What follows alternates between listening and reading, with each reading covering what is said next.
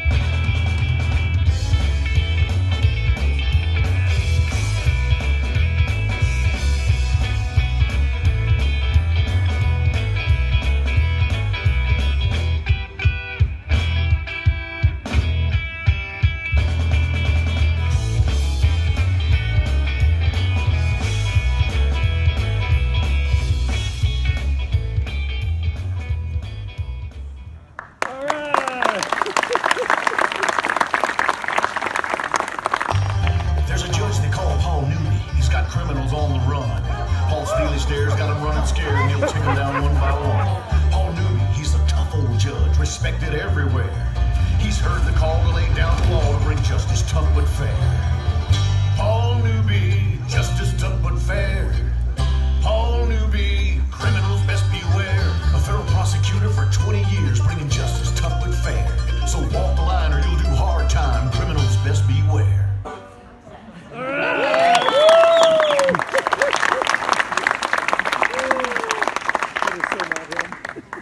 This is as close as I get to playing this thing.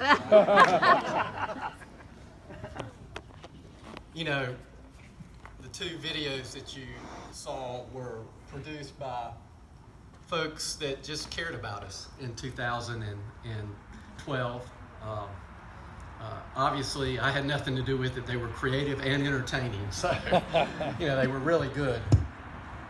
How far can I walk with this? Okay. Speakers. Okay, I don't want anybody to lose their hearing. Thank y'all for being here. I'm a pretty independent person, and you know to have to ask people for help. As I've done since 2004, and then to see y'all being here tonight just to kind of support the effort. But you're here, frankly, the same reason I'm here. And it's not about a particular person, but it is about the values that are represented and the importance that, as Jefferson said, that we pass down these values to give the same opportunities to the next generation. I just interviewed over the last 2 nights 11 Eagle Scouts who had applied for the Eagle Scout scholarship that we offer here in Raleigh. And one of the questions, it's sponsored by the Pope Foundation that are very much free markets, capitalism. One of the questions that the high school Eagle Scouts have to answer is a free market important? What's the role of government? How should government impact our lives? And these young people would generally be folks that would see the world the way that we do, and yet going through our school systems as they have, there's still an entitlement mentality with regard to the role of the government. And when we look at our history, we realize that maybe we're not talking about some fundamental principles frequently enough. Since 1776, our state constitution has said a frequent recurrence to fundamental principles is absolutely necessary to preserve the blessings of liberty. So, as Macon and I have considered what role, if any, we should have since 2004, we think about our treasurer, Kyle, and his wife, Sarah, our treasurers, in 2012, and then again in 2019, 2020, and their 3 precious children. I grew up the son of a school teacher that should have failed David Osborne, but she passed him. She was a very kind and gentle person, all right? David is our campaign coordinator and does such a great job. Helped me in 2012, has helped me again. Mom was a school teacher. Dad was a linotype operator. That's an hourly worker. No lawyers in the family. Newbys have been in North Carolina since 1700. We just never did anything. We're just a bunch of, Quaker subsistence farmer kind of folks on the Newby side, on my mother's side. Again, very much subsistence farmers. But they grew up in the hotbed of liberty in North Carolina. Now, I love Eastern North Carolina, but that's not really the hotbed of liberty in North Carolina. The hotbed of liberty is right square in the Piedmont. And why do I say that? It's because there were a bunch of folks in the 1760s who said government needs regulating because these sheriffs are overtaxing us. We pay our taxes, but there's this guy over here in Eastern North Carolina in Newby named Tryon who's our governor, and now he's doubled our taxes to pay for his mansion, and it's just not right. Nobody asked us whether we ought to be paying for that mansion over there.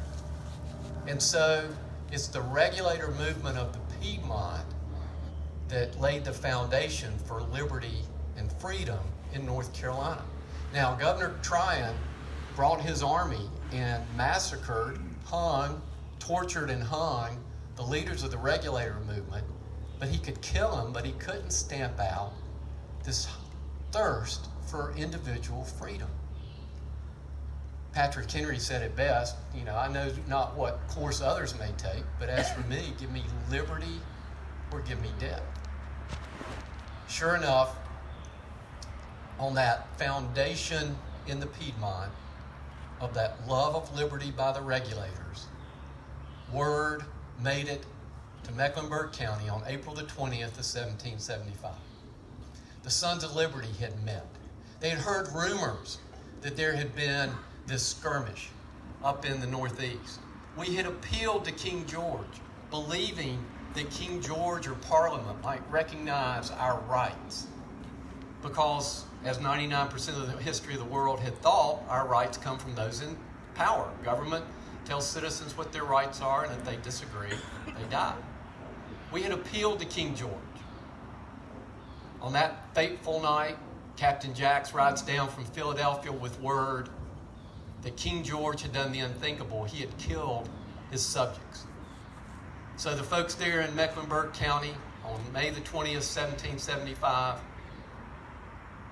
decided that they would declare their independence, that they were no longer subject to the King of England, that they were subject only to God and their elected officials.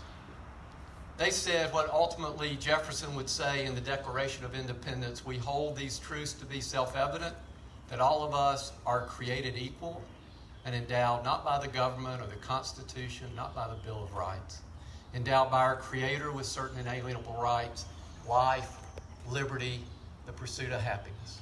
And government is instituted among us to protect these fundamental rights and freedoms. Now, the problem with our self-government, we appreciate that God gives us rights, and we take some of those rights and we create a government.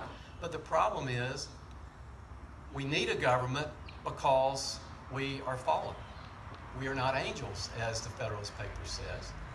And if we're not angels, then we need a government. But what kind of people comprise a government? Non-angels.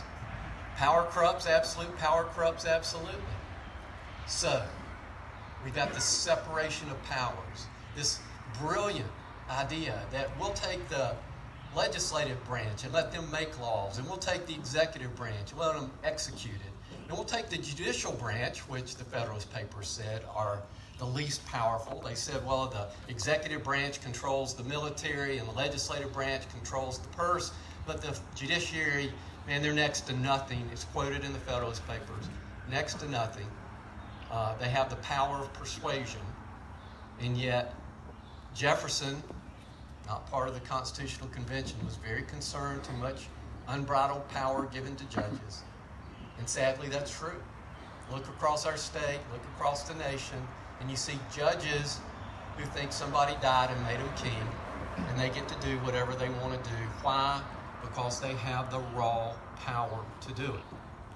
Which is why in 2004, Macon and I, as we prayed about it, decided I needed to run, because we need judges who understand that nobody died and made them king.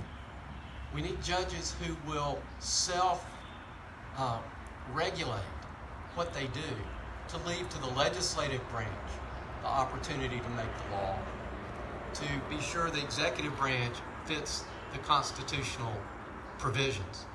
Now, also, it's interesting here in North Carolina, we elect judges, been electing judges since 1868. We have two constitutions. I'm a judge. I'm licensed to carry these, okay?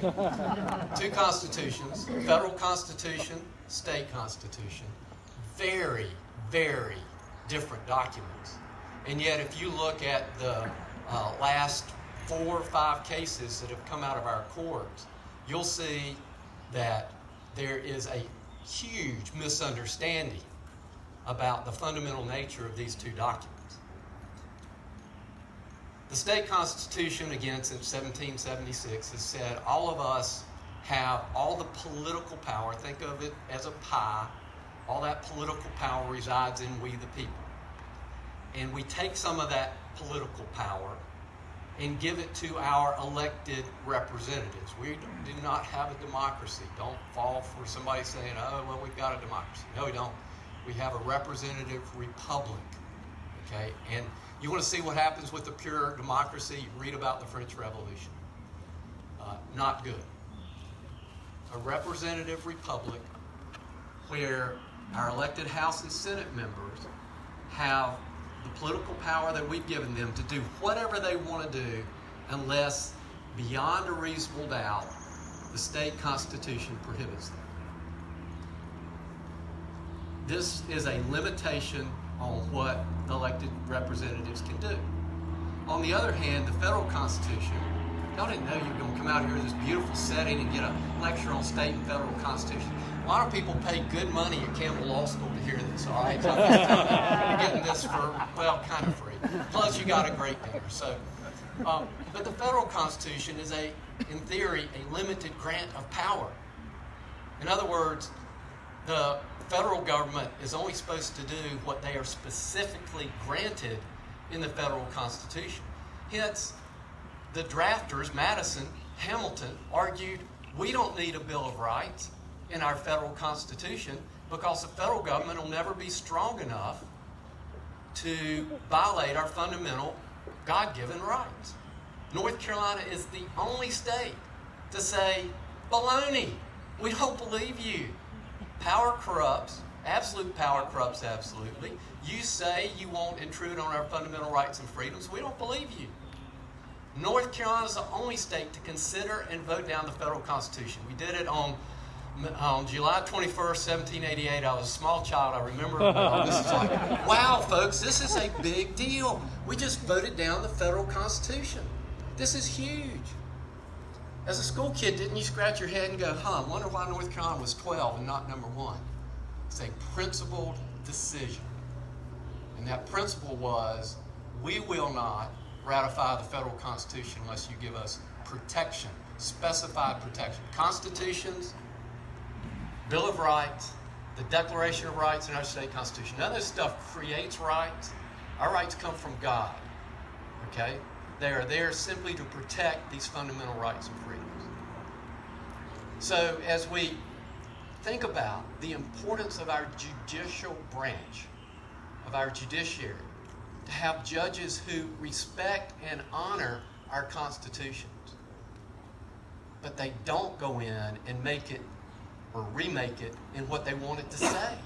They simply interpret what it was intended to say, and they apply it as it was intended. You know, I think it's to our detriment that we don't go back and read some of the founders. I really encourage you to read Washington's farewell address. 1796, he had some warnings in there. He said, the two foundational pillars of our country are religion and morality. And religion supports morality, and it takes a moral person to self-govern. So if you want to be a friend of our country, be a friend of religion and a friend of morality, so that we have the kind of moral, ethical citizenry that won't just go in and vote money for themselves, but they'll vote for leaders who are true leaders of integrity. But the other thing he said is, be careful about those that would change the structure of our government just through the raw power that they have, as opposed to going through the amendment process. And folks, you can look around the nation, you can look at a whole bunch of different states where Supreme Courts are being activists. Supreme Courts are reshaping their state constitutions because of the political agendas of those that have been elected. Who your judges are is very, very important.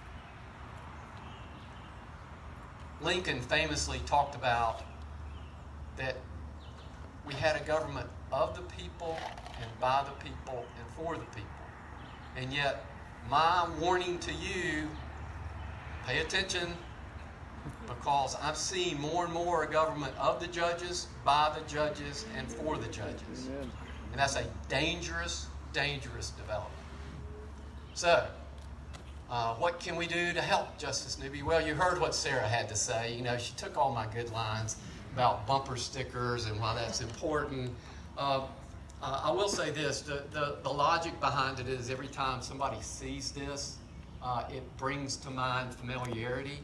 When people go to vote for judges, they got no idea who we are. I mean, in 1865, a Union soldier stole North Carolina's original copy of the Bill of Rights. In 2003, I did the undercover sting operation that got it back. National Treasure 3, coming to a theater near you. So I get to present that to civic clubs all the time. And invariably, the most frequently asked question I get is, oh, you're just on the Supreme Court. There are not many of you, are there? No, I don't think I've ever met one. Can you help me with my speeding ticket? That's the, folks, if you got a speeding ticket in North Carolina for Supreme Court, fire your lawyer. Not a good day for you. It's important that we understand. So when people go to vote for judges, if they've seen your name, and then they get down to the judges, yeah, there's party labels, but if they've seen your name, they're going to go, hey, I may vote for that person. So you put it on your car. We pay extra so that they come off easily. So anyway, would appreciate you doing that.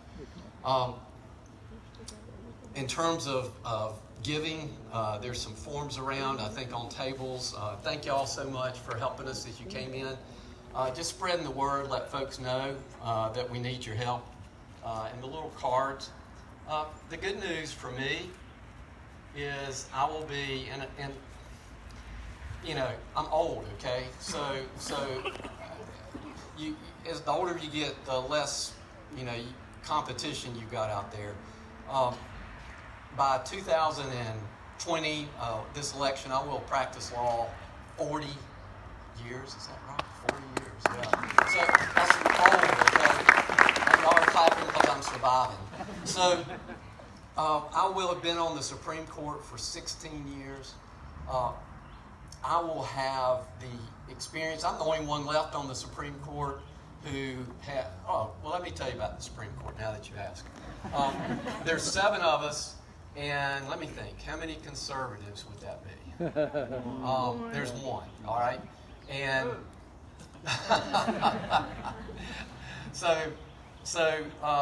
like I think Tamara stole this line. Everybody stole all my lines tonight, but Tim Allen, no offense, but I am the last man standing, okay? So I need your prayers that, 1, I get it right, 2, I have influence, but it's hard. My workload is tripled because I got to write all the dissents now. It's like, hey, who's going to help me write this dissent? Some of my law clerks down here are gone, although Liz, wherever she is she and Reagan, 2 of my law clerks are here. I think I saw Matt, my 3rd law clerk. Thank y'all for your hard work, but we are trying to speak truth on all these cases, and at the same time, we've always tried to write for the people. The law is not for lawyers, the law is for everybody. And because of that, we try to be sure that our opinions are such that folks can understand them. So the other thing, as Sarah said, all the social media stuff, that would be helpful as well. Think about North Carolina without a single conservative left on the Supreme Court. I'm all that stands between that being a reality. And that concerns me. I mean, when you see, I think, the need for those to expose the fact that the court may not honor its limited position with regard to the power of the judicial branch. If we had nobody there to sound the alarm, to say, hey, this is wrong, this violates the text of the Constitution, this violates the statutory text, this is beyond what we as judges need to be doing, this is different than every other state. I think that we need somebody in that position. Frankly, it would be great to have three of us to change the balance from 1-6 to 3-4. 2012, the only big newspaper in the state didn't endorse me was the News and Observer. Boo, hiss. But I won Wake County. I won Wake County in 2012. Frankly, I cannot imagine that happening again. We live in a changing state, particularly Wake, Mecklenburg, Guilford, Forsyth. It's challenging. So the other side has their pockets of votes, and we've got to carry all of the rest of the state. But thankfully, those areas see the world the way that we do.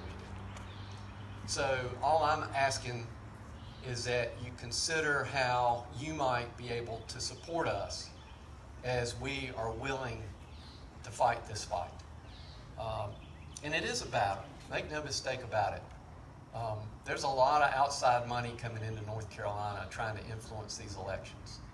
In 2018, the person that won that race raised $1.5 million for an associate position on the Supreme Court. That's twice as much as anybody has ever raised to run for an associate position on the Supreme Court. So it is daunting, but it's doable. It is doable. In 2016, the Court of Appeals were partisan, and they swept because of Donald Trump, because of just folks that stayed with the ballot and made it all the way to the end. That's the other challenge we got. But in Wake County and across the state, you can influence folks just by saying, hey, I met Paul Newby, but I really met his wife, Macon Newby, and she's great, so vote for him, all right? If any